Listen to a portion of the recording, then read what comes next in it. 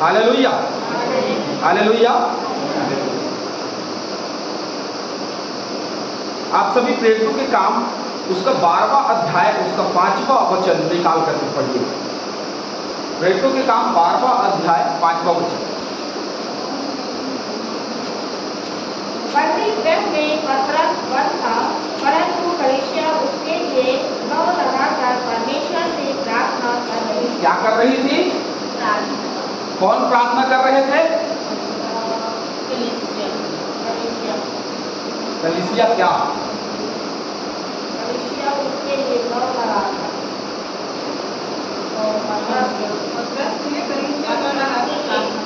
मैंने कहा कलीसिया क्या? क्या होती है कलीसिया? उसका महत्व क्या है? या कलीसिया के लोग क्या हैं? कलीसिया के अगुवे क्या हैं? समाज क्या है?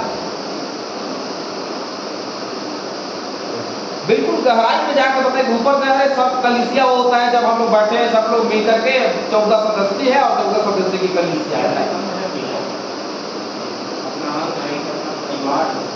और कलीसिया के लिए क्या लिखा है पता है आप लोगों को? कि जो अपने घर की रक्षा रखवाली नहीं कर सकता वो कलीसिया की रक्षा रखवाली, अपनी कलीसिया की रक्षा रखवाली कैसे करे? अब हर व्यक्ति पास्टर नहीं है, हर व्यक्ति दास नहीं है, दासी नहीं है, हर व्यक्ति के पास में कलीसिया नहीं है, अर्थात लोगों की कलीसिया नहीं है, लेकिन एक कलीसिया सबके पास में है। हम अपने परिवार का देखभाल रक्षा रखवाली करना जानते हैं, लेकिन दूसरा नंबर का जो बात आता है तो अपनी कलीसिया की रक्षा रखवाली कैसे करें, उसकी देखभाल कैसे करें?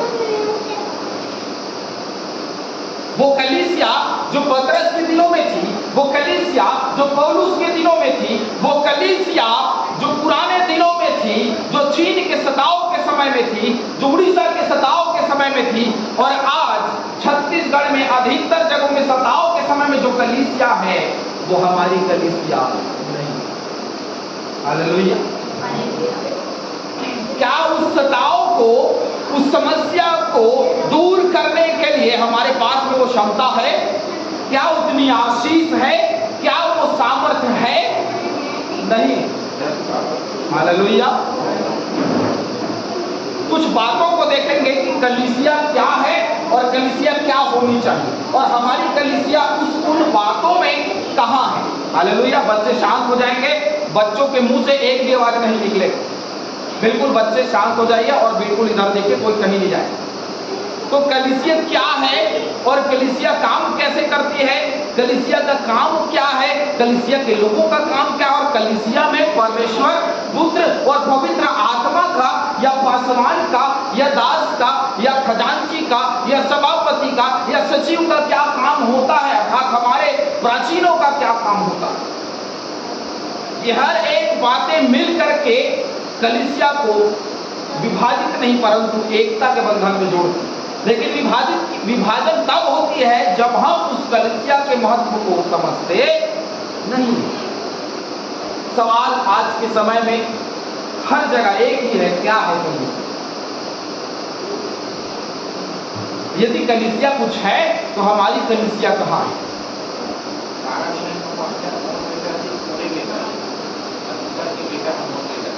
हालेलुया। एक दूसरे से प्रेम रखें, अपने शत्रु से अपने समान प्रेम रखें। चलिए क्या है कलीसिया अब हम देखेंगे। पहली बात के लिए आप सभी मेरे साथ में निकाल लीजिएगा, पहला कुरिन्थियों 16 का 19 पढ़िए। पहला कुरिन्थियों 16 का 19 बहुत जल्दी जल्दी आप निकालेंगे। पहला कुरिन्थियों 16 का 19 निकाल लीजिए और इब्रानियों 11 का 6। आसिया की कलीसियाओं की ओर से तुमको नमस्कार। का और उसके सभी कलीसिया का भी तुमको प्रभु में बहुत बहुत नमस्कार। उनके घर की कलीसिया में प्रभु का बहुत बहुत, इसका मतलब यह है कि उनके पास में कोई भवन नहीं थी, घर में ही आराधना लगाई जाती है। आज कितने जगहों में घर में आराधना लगाई जाती है कि नहीं लगाई जाती? घर में आराधनाएं लगाई जाती हैं, घर में दुआ प्रार्थना मीटिंग लगाई जाती है। पहली बात जो हमारे सीखने की है वह यह है, सर्वप्रथम एक कलीसिया लोगों की स्थानीय झुंड के रूप में जो पवित्र आत्मा द्वारा एक किए गए, जो गंभीरता के साथ परमेश्वर तथा प्रभु यीशु मसीह के साथ एक व्यक्तिगत रिश्ते की खोज में, क्या है कलीसिया? परमेश्वर से व्यक्तिगत रिश्ते के खोज में बढ़ते रहे। किसकी खोज में? हम क्या बोलते हैं, डेविड भैया आप परमेश्वर की खोज में निकल जाइए। हम तो पहले निकल जाए तो वो डेविड भैया भी निकले, सुनील भैया भी निकले और हम सब भी निकले। हम सोचते हैं कि ये व्यक्ति, इसका जीवन जो है, जैसे डेविड भैया ने कहा कि इस व्यक्ति का जीवन जो है वो पहले बदल जाए फिर मेरा जीवन बदले।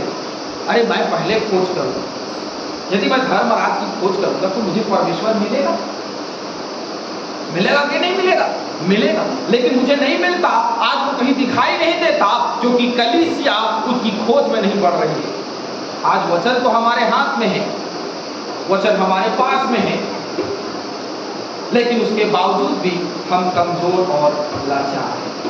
एक अपंग व्यक्ति जिसको लकवा मार गया है, अब उसको आप एक फोटो 7 पकड़ा दीजिए, चाहे आप उसको तोप पकड़ा दीजिए, उसके लिए वो किसी काम का है। लाठी पकड़ा दीजिए, वो किसी काम का।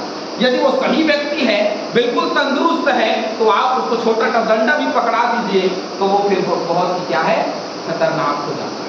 हालेलुया। आज कलीसिया जो है वो अपंग हो गई। आज कलीसिया जो है उसका कोई ढांचा नहीं, आज कलीसिया जो है उसका कोई लक्ष्य नहीं है, क्योंकि वो परमेश्वर को खोजना ही नहीं चाहता। कहाँ खोजना है? हम समाज में खोजते हैं। कहाँ खोजना है? हम प्राचीनों में खोजते हैं। कहाँ खोजना है? हम पासवानों में खोजते हैं। कहाँ खोजना है? हम संगीतकारों में खोजते हैं। कहाँ खोजना है? हम बड़े बड़े वक्तागणों में खोजते हैं। कहाँ खोजना है? हम दुआ प्रार्थना कराने के लिए खोजने के लिए जाते हैं। भैया परमेश्वर तो हमारे पास है ना, जो डेविड भैया, परमेश्वर हमारे पास है ना, लेकिन फिर भी हम फोन उठाते हैं। प्रार्थना कराना बहुत गलत बात नहीं है, हम फोन उठाते हैं, अपना काम जो है किसी और को सौंप देते हैं, पास्टर साहब आप प्रार्थना करिएगा और हम मजे से काम करें। हालेलुया। पास्टर साहब प्रार्थना करिएगा और हम अपने काम में लगे, क्योंकि हम अपंग, हमारी कलीसिया का ढांचा जो है वो कमजोर हो चुका है। उन दिनों में केवल पौलुस पतरस के ऊपर डिपेंड नहीं रहती थी कलीसिया, परंतु क्या करती थी? लौ लगा करके खुद भी प्रार्थना करती। आज व्यक्तिगत प्रार्थना की कमजोरी है। कल मैं मिला है तो उधर से तो बोले का आराधना है तो हम लोग नहीं जा रहे हैं, तो कौन ले रहा है आराधना? तो डेविड भैया होंगे। मैंने कहा नहीं, सब अपने अपने घरों में सुबह शाम आराधना लगाते, लेकिन सिर्फ इतना काफी है कलीसिया के उत्थान के लिए, कलीसिया के बढ़ोतरी के लिए, मेरे परमेश्वर की खोज के लिए? क्या इतना काफी है? क्या भुवन जी, रोज सुबह शाम आप प्रार्थना करते हैं तो उसमें क्या परमेश्वर मिलता है? क्या उपस्थिति जमती है कि नहीं? परमेश्वर मेरे बीच में उपस्थित है, आज मैं प्रार्थना कर रहा हूं तो उसने मेरी प्रार्थना को सुना है। यदि नहीं है तो इसका मतलब ये है कि वो ढांचा जो तैयार किया गया है वो कमजोर है। बुद्धिमान ने घर बनाया पत्थर, लेकिन मूर्ख ने कहा घर बनाया? बालू पे, रेत पे घर बनाया जाएगा, तूफान आएगी और वो घर क्या हो जाएगा? फिर हालेलुया। तूफान आने से पहले की शांति बहुत अच्छी लगती है, सब पूरी कलीसिया को बहुत अच्छी लगती है, लेकिन कलीसिया का जो ढांचा है जब तूफान आती है तो वो गिर जाता है। कई चर्चों में तूफान आए और वो चर्च टूट करके बिखर गए और कई भागों में बांट दिए। अच्छा, मन के अंदर में विभाजित, मन के अंदर में विभाजन समझते हैं। कलीसिया एक साथ तो बैठती है लेकिन मन के अंदर में विभाजन, क्योंकि हम परमेश्वर को खोज नहीं। जो परमेश्वर को खोजता है उसको परमेश्वर मिलता है और वो कलीसिया के विषय समझता है। दूसरी बात, मेरे साथ में आप पहला कुरिन्थियों की 11 अध्याय 26 पद पढ़िए। उसने मसीह के कारण निर्मितों को मिस्र के भंडार से भरा और समझा, क्योंकि उसकी आंखें फल पाने की ओर लगी थी। किसकी ओर लगी हुई थी उसकी आंखें? क्या फल है भैया? किस फल को पाने के लिए एक व्यक्ति जो है अपने धन दौलत को, अपने पद को छोड़ करके उसके पीछे भाग रहा है? पौलुस जिसको इतना बड़ा पद मिला था, उसने उसको छोड़ दिया, उसने त्याग दिया और वो कहां चला गया? मसीह के पास चला गया। जक्कई जिसके पास में सब कुछ था, धन दौलत था, उसने वो कंगाल क्यों बन गया? क्योंकि उसको पता था कि मैं जब कंगाल बनूंगा तो ही तो धनी बनूंगा। हालेलुया। क्या है कलीसिया का ढांचा? दूसरी बात, कलीसिया की सामर्थ पूर्ण गवाही के द्वारा पापी उद्धार पाकर, गवाही क्या होती है पता? गवाही वो नहीं होती कि मैं बीमार से चल रहा हूं, गवाही वो होती है जो मैं पाप से उद्धार पाऊं। किसी ने आज तक, बहुत कम लोग हैं जो ऐसा बोलते हुए पाए जाते हैं कि मैंने विगत दिनों ये पाप किया, परमेश्वर ने उसकी मुझे ताड़ना दी और मैंने अपने जीवन को बदल लिया। ऐसी गवाही सुना है कभी किसी नेट पे और चर्चों में, दुआ प्रार्थना आराधना की मीटिंगों में, ऐसा कुछ सुना है? किसी ने पाप को माना है कभी कलीसिया के सामने या समाज के सामने के पास्टर के सामने? किसी ने ऐसा माना है कि मैंने ये फलाने दिन में ये पाप किया था, मेरे मन में हो गया, मैंने फलाने व्यक्ति को फलाने दिन में अपने मन में गाली दे दिया, कि अपने मन में मारने की विचार में बात सोची, कि मैंने चुगली किया, कि मैंने बुराई किया, कि मैंने उसके प्रति क्रोध किया? किसी ने ऐसी गवाही दी क्या कि प्रभु ने मुझे उसके प्रति ताड़ना दिया कि मैंने ऐसा सोचा और मैंने अपने मन में चोट खाई और चोट खा करके मैंने अपने जीवन को बदल लिया? ये मेरी गवाही है। हालेलुया। कभी ऐसी गवाही सुनी?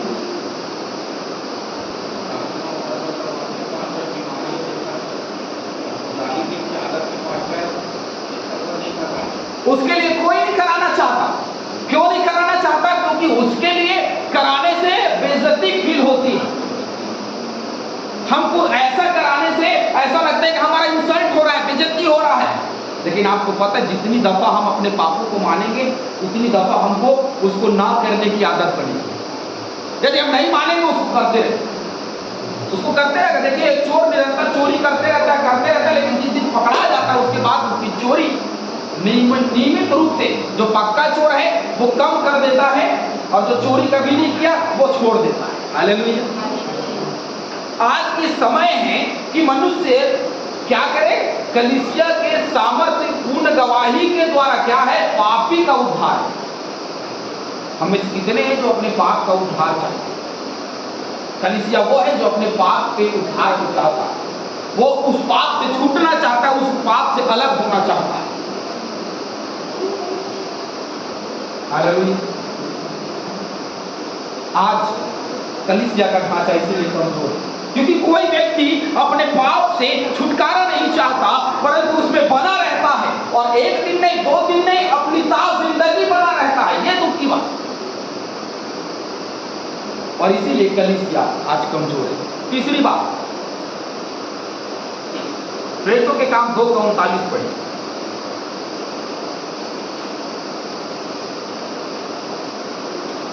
क्योंकि जब प्रतिज्ञा और तुम्हारी संतानों और उन सब दूर दूर के लोगों के लिए जिनके प्रभु हमारा परमेश्वर अपने पास बुलाया गया, उन दूर दूर लोगों के लिए।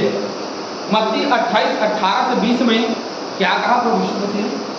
तुम जाओ, प्रचार करो और जगत के लोगों को पिता, पुत्र और पवित्र आत्मा के नाम से क्या दो? बपतिस्मा। कलीसिया का तीसरा काम क्या है पता है?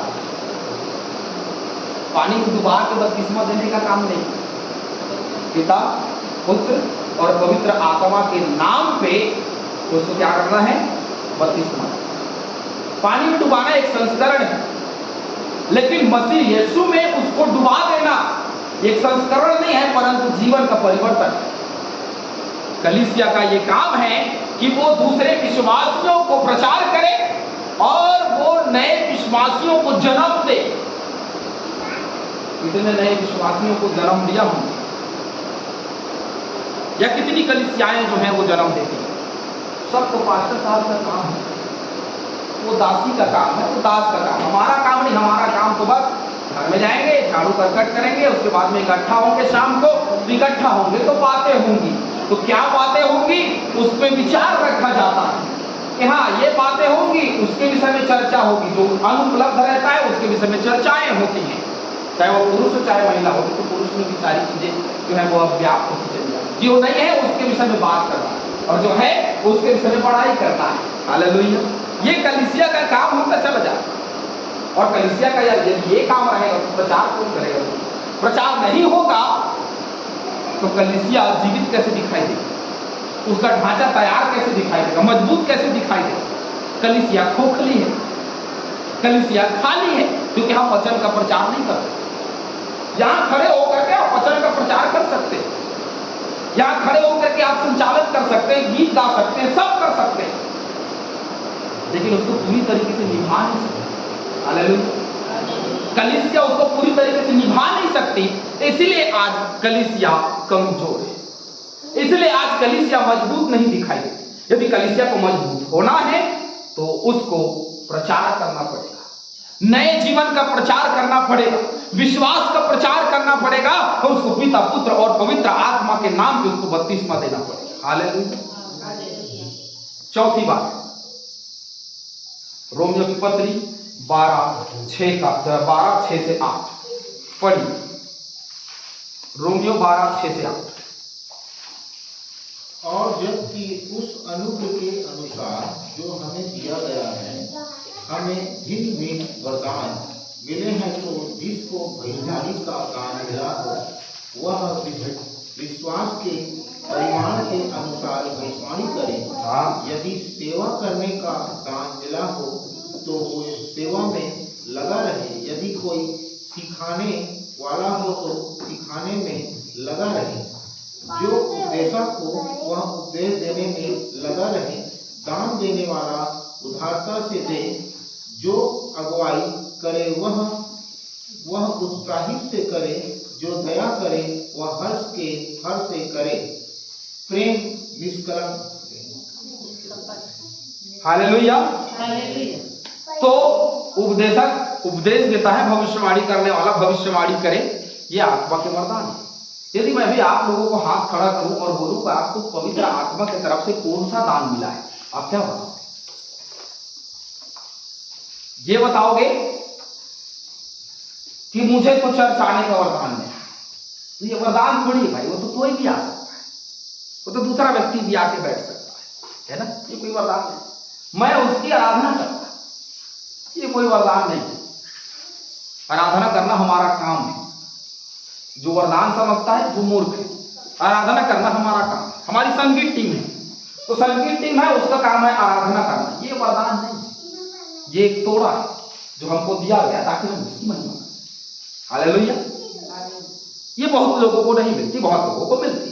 मतलब बहुत लोगों को नहीं मिलती, कुछ लोगों को मिलती है। लेकिन वो वरदान जो पवित्र आत्मा सबको देना चाहता है। हर व्यक्ति संगीतकार नहीं बन सकता, लेकिन हर व्यक्ति प्रार्थना करने वाला बन सकता है।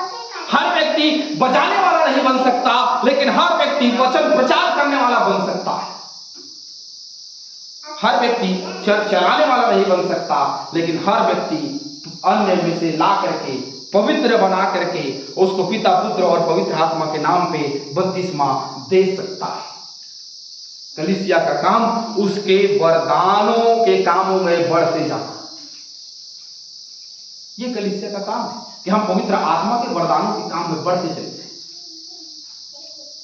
क्या वरदान है पवित्र आत्मा, क्या फल है पवित्र आत्मा, यह हमको पता होना चाहिए। और नहीं है तो हम उसको प्राप्त कैसे करेंगे? कलीसिया का ढांचा आज कहां है? कलीसिया खोखली है। क्यों खोखली है? क्योंकि कलीसिया को यह पता ही नहीं है कि पवित्र आत्मा के वरदान उनमें कार्य कैसे करेंगे। क्या मेरे और आपके जीवन पवित्र आत्मा के वरदान काम करते हैं? कुछ दिखाई देता है? कलीसिया में आने से कोई मतलब नहीं रहता, कलीसिया में बैठने से कोई मतलब नहीं होता। यदि मेरे जीवन में पवित्र आत्मा का वरदान नहीं है, यदि उसके कार्य मेरे जीवन में नहीं हो रहे हैं, तो फिर मैं अपंग, मेरे पास सब रहते हुए भी मैं कुछ भी नहीं। हालेलुया। कलीसिया पवित्र आत्मा के वरदान से भरती चली जाए, वही कलीसिया है। पांचवी बात, इफिसियों की पत्री 4:11 बात निकाल करके रखेंगे। पांचवी बात है, सेवकाई के कार्यों को सिद्ध करने के लिए परमेश्वर कलीसिया को 5 गुनी नेतृत्व प्रदान क्या प्रदान करता है? नेतृत्व, मतलब चलाने का वरदान देता है। कलीसिया को वो कैसे चला सकते हैं, उसका वरदान देता है। आज आपको पता है कि कलीसिया को कैसे चलाई जाती है? बताइए। 5 गुने नेतृत्व दे करने की आशीष हमको मिली। परमेश्वर ने दिया आशीष, उसने हमको आशीष दिया कि हम कलीसिया का नेतृत्व कर सके, उसको चला सकें। लेकिन आज हम क्या चला सकते हैं कलीसिया? क्या उसको बढ़ा सकते हैं, उसकी उन्नति करा सकते हैं? कहां है हमारी कलीसिया? किस छोर में है हमारी कलीसिया? कितने नेतृत्व हम कर सकते हैं उसका? पढ़िए इफिसियों 4:11। और उसने कितनों को भविष्यवक्ता नियुक्त करके और कितनों को सुसमाचार सुनाने वाले नियुक्त करके और कितनों को रखवाले और उपदेशक नियुक्त करके दे दिया, जिससे पवित्र लोग सिद्ध हो जाए और सेवा का काम किया जाए और मसीह की देह उन्नति पाए। क्या पाए? मसीह की देह उन्नति पाए। कहां से मसीह की देह उन्नति पाएगी? कलीसिया से, चर्च से, आराधनालय से मसीह की देह क्या पाएगी? उन्नति पाएगी। लेकिन यहाँ मसीह की देह जो है वही कमजोर है, तो उन्नति की बात को छोड़ दीजिए। हालेलुया। एक बीमार व्यक्ति क्या कर सकता है? मैंने कहा ना, एक जिसको लकवा लग गया वो क्या कर सकता है? कुछ कर सकता है? प्रभु ने हमें भला चंगा स्वस्थ रखा ना, इसलिए रखा। हमको लगता है कि हम काम करें, कमाई करें और ये करें और वो करें, इसके लिए हमको प्रभु ने स्वस्थ रखा है। भैया वाह वाह वाह वाह, बढ़िया, ताली बजाइए। हम गवाही देते, प्रभु ने हमें भला चंगा स्वस्थ रखा और हम बहुत से काम कर सके। हालेलुया। लेकिन हमने कभी कहा प्रभु ने हमको स्वस्थ रखा तो प्रभु में, प्रभु की कलीसिया में हमें उपस्थित रखा, तो हमने प्रभु के लिए कोई काम किया है? क्योंकि हमको स्वयं के लिए काम करना चाहिए। हर एक व्यक्ति स्वयं के लिए काम करना चाहता है। हालेलुया।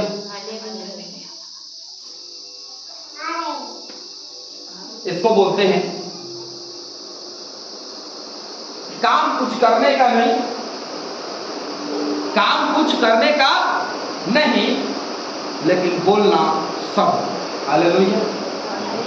कलीसिया में बोलना कम नहीं होता, काम कम हो जाता। कार्य दिखाई नहीं देता, सेवकाई का नेतृत्व दिखाई नहीं देता, कलीसिया को चलाने का नेतृत्व दिखाई नहीं देता, बोलना अवश्य। क्या ढांचा है कलीसिया? वाह! ये ढांचा लेकर के क्या हम उस आंधी में खड़े रह सकते हैं? नहीं खड़े रह सकते। 6वीं बात,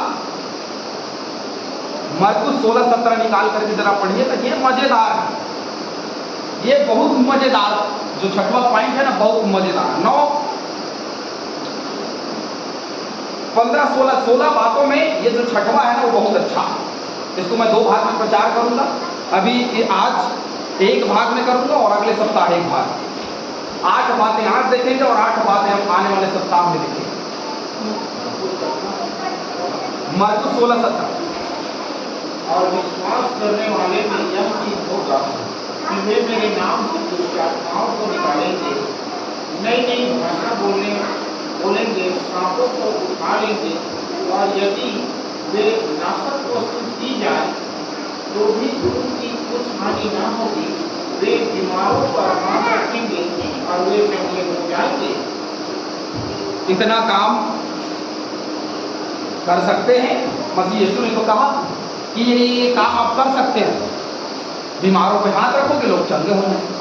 दुष्ट आत्माओं को निकालने लग जाओगे। हम तो दुष्ट आत्मा ग्रसित लोगों को देख करके क्या होते हैं, दुबक के बैठ जाते हैं डर के। अरे कई हैं जो छूना नहीं चाहते। जिसको दुष्ट आत्मा ग्रसित है ना, अरे मैं सिर्फ समाज की बात नहीं कर रहा हूँ या नॉर्मल लोगों की बात नहीं कर रहा हूँ, मैं आज सेवक और दासों की भी बात कर रहा हूँ। छूना पसंद नहीं करते, खुद ही डरे हुए हैं, तो दुष्ट आत्मा क्या आंख निकाले? हालेलुया। दुष्ट आत्मा को स्पर्श करके, पकड़ के उसको पूछा जाता है।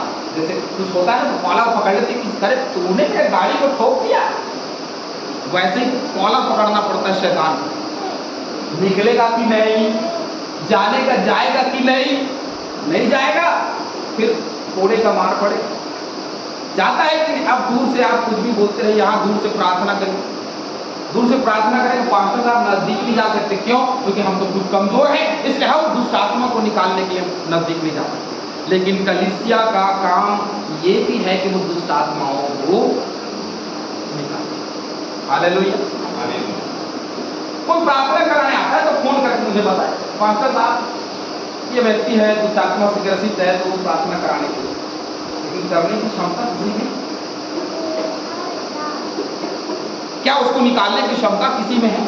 नहीं है। इसीलिए कलीसिया कमजोर है। भैया दुष्ट आत्मा को सबसे पहली प्रायोरिटी, हमारे सबसे पहले टक्कर उसी से होना, दुष्ट आत्मा से ही सबसे पहले सामना होना। न जाने कितने लोग वीडियो को देख रहे, देखने तो मेरे फर्क नहीं पड़ता। लोग बोलते हैं ना कि अरे दुष्ट आत्माएं नहीं होती, उसके ऊपर केस हो जाएगा, उसके ऊपर हो जाएगा, कोई फर्क नहीं, क्योंकि बाइबल में लिखा है तो लिखा। बहुत लोग विरोध करने लग गए आजकल इन बातों का कि दुष्ट आत्माएं नहीं होती, और यहाँ पे बाइबल में प्रचार किया जाता है पास्टरों द्वारा, क्योंकि हमारे बाइबल में लिखा है, हमारे धर्म ग्रंथ में लिखा है, इसका मतलब वो सारी बातें होती हैं और हमने अपने आंखों से देखा कि दुष्ट आत्माएं होती, और उसके निकलने के बाद या उसके अंदर जाने के बाद में क्या परिस्थिति होती किसी मनुष्य का हमने देखा। तो क्या उन हर एक परिस्थितियों को जो दुष्ट आत्माएं किसी मनुष्य के शरीर में प्रवेश करती है और उसको हमारे अंदर में निकालने की क्षमता है, और यदि नहीं है तो हम कलीसिया में शामिल नहीं है। हम खुद उन्हीं लोगों में शामिल हैं जिनको प्रार्थना की आवश्यकता है। जिनको प्रार्थना की आवश्यकता है वो कलीसिया में कभी शामिल नहीं हो सकता। जो प्रार्थना करता है वो कलीसिया में शामिल हो।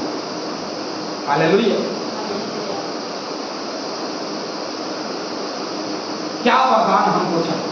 क्या वरदान नहीं दिया परमेश्वर ने? हम सब कुछ दिया है, हर एक दान वरदानों से हमको भर दिया, लेकिन कलीसिया आज भी दुष्ट आत्माओं को निकालने में सक्षम नहीं।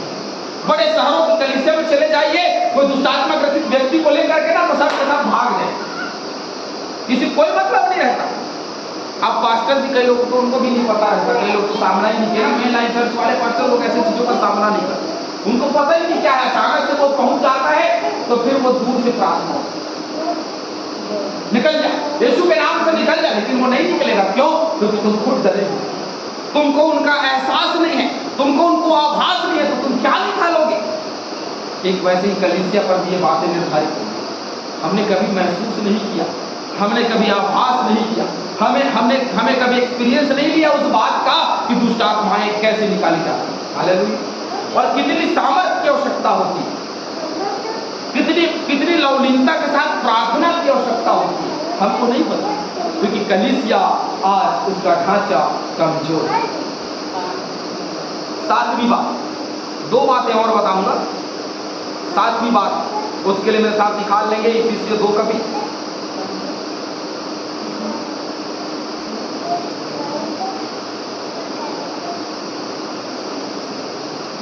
और प्रेरितों और भविष्यद्वक्ताओं के ऊपर जिसके कोने का पत्थर मसीह यीशु आप ही है बनाए गए। किसके लिए बनाएगा भैया? मसीह यीशु जो कोने के सिरे का पत्थर, हम सब उसी में बनाए, अर्थात वचन। अब सातवीं जो बात है वो एक मसीही जीवन के लिए काफी महत्व रखता है। सुसमाचार के प्रति पूर्ण विश्वास योग्यता होगी, अर्थात मसीह तथा प्रेरितों की मूल शिक्षाएं लोग अपने आप को परमेश्वर के वचन के अध्ययन तथा पालन के लिए समर्पित करेंगे। रोमियो 15 का 18।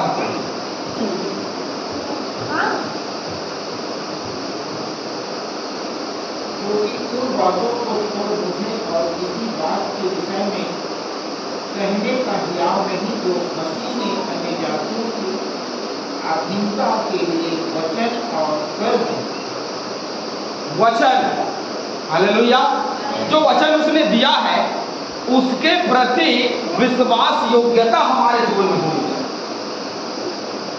इसका मतलब समझते हैं? मसीह यीशु ने कहा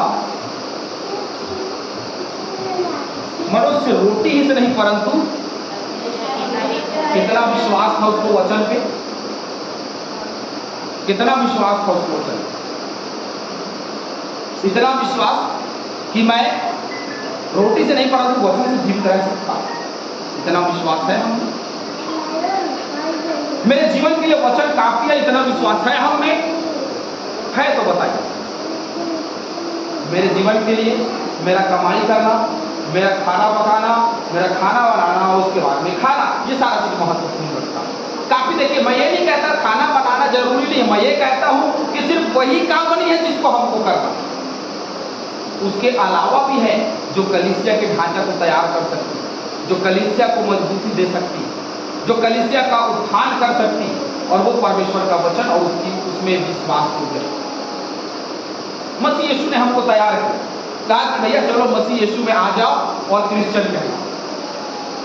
हालेलुया। क्रिश्चियन कहलाने के लिए उसने हमको बुलाया है तो हम क्रिश्चियन कहलाते हैं भैया। नहीं तो हमारी मूल जाति, अधिकतर लोगों की मूल जाति छत्तीसगढ़ के अंदर में सतनामी है कि नहीं, कोई मूल जाति से अलग नहीं हो सकता। आज जितने लोगों ने अपने मूल जाति को बदल करके ईसाई लिखवा दिया है, आज संविधान में या किसी भी नौकरी में या किसी भी आपको पटवारी के कागजातों में आपको सहूलियत नहीं मिलेगी, आपको किसी प्रकार का लाभ नहीं मिलेगा, क्योंकि हमने अपने मूल जाति को बदल दिया। परमेश्वर मूल जाति बदलना नहीं चाहता, परमेश्वर चाहता है कि हमारा जीवन बदले। हमारा जीवन नहीं बदला, हमारे बुजुर्गों का जीवन नहीं बदला, हमारे पूर्वजों का जीवन नहीं बदला, उन्होंने केवल क्या बदल लिया और किन परिस्थितियों में बदला अभी आप सुनोगे। जो वीडियो देख रहे हैं वो भी सुनेंगे और जो अभी आप लोग हैं वो भी सुनेंगे। कब बदला पता है? लोग अंग्रेज की गुलामी में थे, अधिकतर लोग जब अंग्रेज की गुलामी थे तो बहुत लोग अंग्रेज से मेल मिलाप करने के लिए अपने धर्म को परिवर्तित कर, और उसी मेल मिलाप खाने की वजह से लोग चलते चले, क्योंकि भैया आप तो बदल लिया, लोग उनको वापस मिलाना नहीं चाहते या वो स्वयं उन चीजों को महसूस करते हैं। लेकिन इन्हीं तरीकों से वो आया, फिर सुसमाचार का प्रचार बढ़ता चला गया, शुरू से बढ़ता चला गया, लेकिन अंग्रेजों के आने के बाद में ये काम तेजी से बढ़ा। हालांकि प्रचार जो है वो कई हजारों वर्ष पहले का भारत में सुसमाचार का प्रचार बहुत पहले का है, लेकिन उन दिनों में हमारे पूर्वज जो हम यहाँ है ना, हमारे पूर्वज की बात कर रहा हूँ मैं, जैसे हमारे दादा हुए, हमारे नाना हुए, ये पूर्वज की बात कर रहा हूँ। ये पूर्वज जो है ना वो अंग्रेजों के डर में ही बदले। हालेलुया। उनसे मेल मिलाप खाने के लिए बदल, अधिकतर कलीसियाएं ऐसी स्थापित की, वो लोगों ने सेवा के लिए अस्पताल खोले, उसमें काम करने के लिए लोगों ने अपने आप को बदल लिया। आज जो सताव कर रहे हैं वो गलत नहीं है। आज कितने लोग हैं जो लोग लालच दे करके आज लोगों को बदलते चले जा रहे हैं। ये कलीसिया की सच्चाई है, लेकिन कलीसिया जब तक वचन के लिए विश्वास योग्य नहीं होगी तब तक ये बातें होती हैं। क्या मैं और आप कलीसिया में वचन के लिए विश्वास योग्य हैं? मैं एक व्यक्ति के लिए विश्वास योग्य हूं कि मैं उसको कहीं भी खड़ा कर दूंगा तो वचन प्रचार कर दूंगा। वचन प्रचार करने का मतलब काम चलो भाषण देने वाली बात नहीं, वहां जहां लोग आपसे कुछ नई शिक्षा पा। मैं खड़े होकर के रोज रोज वही प्रचार करता हूँ तो उसमें शिक्षा थोड़ी आपको नया देना। क्यों उनको भैया रोज दाल भात खाने से क्या होगा? पेट में गुड़गुड़ हो जाएगा, फिर मुंह जो है वो चिकन खोजने लगेगा, बकरा खोजने लगेगा और अंडा खोजने लगेगा। मुंह का स्वाद। वैसे मनुष्य का जीवन एक तरह का नहीं चलता, अलग अलग तरीके से चलता, अलग अलग कार्यों से चलता है। एक काम करके मनुष्य नहीं रह सकता। दिन भर आप केवल हथौड़ी में खिला ठोक ठोक करके समय नहीं बिता सकते, है ना भाई। कभी खिला ठोकोगे तो कभी और कुछ करोगे, कभी तस्वीर टंगाओगे, कभी खाओगे, कभी सोओगे। ठीक वैसे ही कलीसिया में विश्वास योग्यता यदि वचन में है तो हमें अलग अलग कार्यों में सहभागी होना पड़ता है। हालेलुया। लेकिन हम अलग अलग कार्यों में सहभागी नहीं होते क्योंकि वचन की विश्वास योग्यता हमारे जीवन में नहीं। मूल जाति बदल लेने से कोई मसीह यीशु के स्वर्ग में प्रवेश नहीं कर सकता। क्या बदलना है?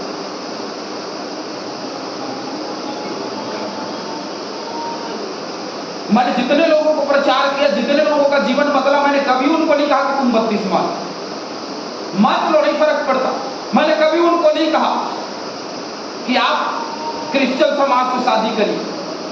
अरे अदर समाज से लाइए उनको भी क्रिश्चियन। हालेलुया। विश्वास में बढ़ाते चले जाइए, क्योंकि हम मूल नहीं हैं, हम विश्वासी हैं। जो मूल है ना वो बर्बाद हो गए, बिगड़ गए। उनका क्या बिगड़ गया? लिखा है वचन में कि उनका स्वरूप ही बिगड़ गया, क्योंकि परमानेंट कौन थे? इजरायली प्रजा। और इजरायली प्रजा से अलग पतरस को अन्य जाति के लिए प्रचार करने के लिए बुलाया, और एक बार बेचारा अन्य जाति के बीच में प्रचार करने गया, और पौलुस ने पूरे समय अन्य जाति के बीच में प्रचार किया। Hallelujah, hallelujah. क्यों? क्योंकि उसको उसी लिए बनाया प्रभु ने।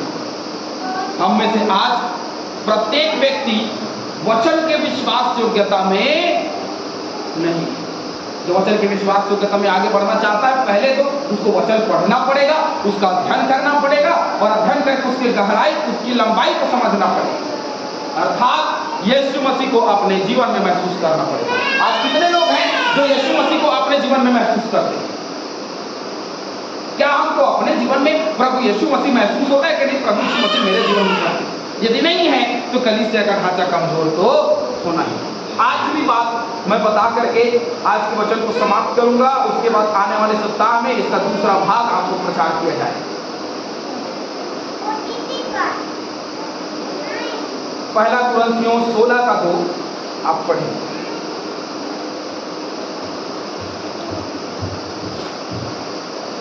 सप्ताह के पहले दिन तुम में से हर एक अपनी आमदनी के अनुसार कुछ अपने पास रख छोड़ा करे, कि मेरे आने पर चंदा न करना पड़े, और जब मैं आऊँगा तो जिन्हें तुम चाहोगे उन्हें मैं चिट्ठियाँ देकर भेज दूंगा कि तुम्हारा दान यरूशलेम पहुँचा दे। और यदि मेरा भी जाना उचित हुआ तो वे मेरे साथ जाएंगे, और मैं मकीदुनिया होकर तुम्हारे पास आऊँगा, क्योंकि मुझे मकीदुनिया होकर तो जाना ही है।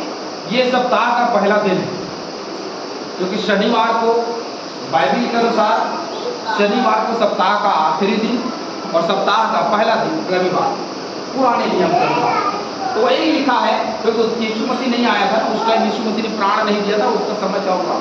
तो इसने कहा भैया सप्ताह के पहले दिन, तो सप्ताह के पहले दिन आपको कहाँ ना भैया देखो भेंट देनी कहाँ आना। अब प्रत्यक्ष रूप में उसने बता दिया कि आप भेंट देने के लिए कलीसिया में आओगे, चर्च में आओगे, या फिर मैं किसी को भेज दूंगा, मतलब भेंट जरूरी है। क्या भेंट?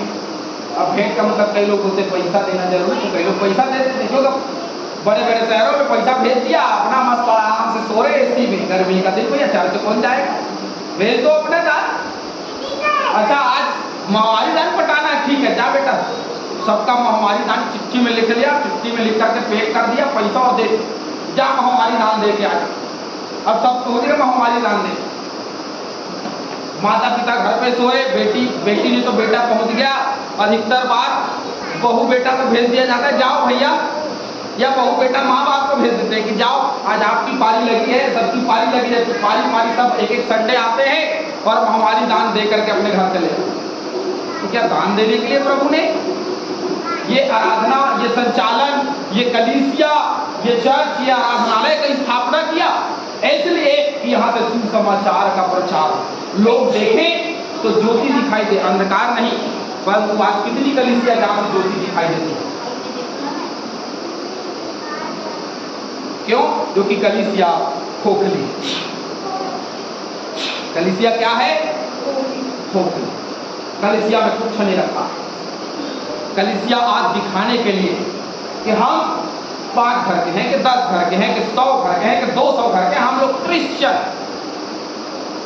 मैं एक मसीही हूं बोलने, लेकिन अंदर सब खोखला। दिन सोमवार संध्या रात्रि 9 बजे से लेकर 1 बजे तक इसी स्थान में एक बच्चे के लिए विशेष प्रार्थना। कितने लोग आप? मजाक नहीं कर रहा,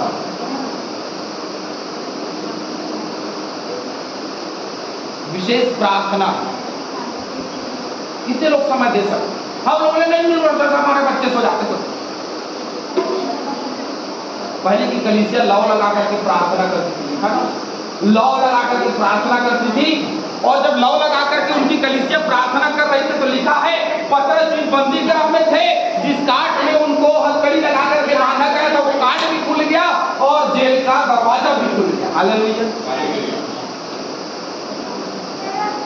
पौलुस के दिनों में भी लिखा है, पौलुस के दिनों में लौ लगा करके इफिसुस की कलीसिया प्रार्थना कर रही थी, और पौलुस जब रोम के बंदी गृह में था तो उसके बंदी गृह के दरवाजे, और सूबेदार आया, जो थानेदार होता है ना, वो आया और आकर के उसको बोला कि जाइए, परमेश्वर आपके साथ है, और जब कभी हो तो मुझे प्रार्थना में याद करना या मेरी स्तुति। हालेलुया। क्या बात, क्या हमारे जीवन में ऐसा है कि हम लौ लगा करके प्रार्थना करें और हमको उत्तर मिले? जब हम लौ लगा करके प्रार्थना करेंगे तो हमको उत्तर मिलेगा, और लौ लगा करके प्रार्थना नहीं करेंगे तो नहीं मिलेगा। मैंने कहा ना, कल सोमवार का दिन है, 9 बजे आप लोग आएंगे बिल्कुल भोजन करके, और